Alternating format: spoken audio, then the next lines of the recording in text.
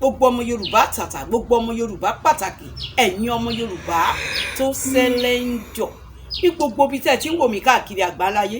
Mo sọ pé ẹ káàárọ̀, ẹ kú ìyálẹ́ta, ẹ káàsán, ẹ kúrọ̀lẹ́, mo sọ pé ẹ káalẹ́.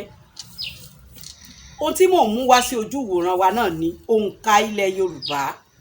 Gẹ́gẹ́ bí ẹ ti mọ̀ pé àwọn nǹkan ìbílẹ̀ lèmi máa ń mú wá sí ojú ìwòran wa.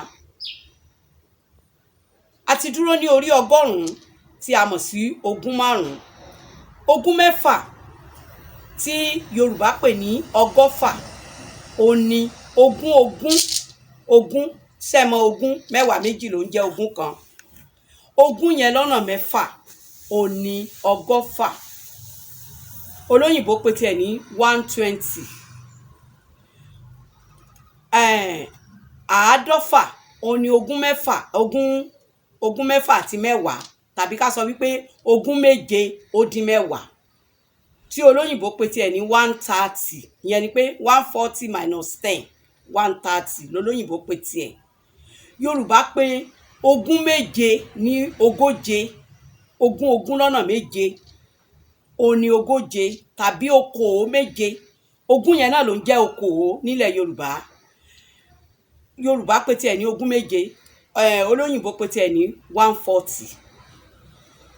Yorùbá pè 150, ó pè ní àádọ́jọ. ìyẹn ni pé ogún mẹ́jọ ó dín mẹ́wàá. Olóyìnbó pè tiẹ̀ ní 150.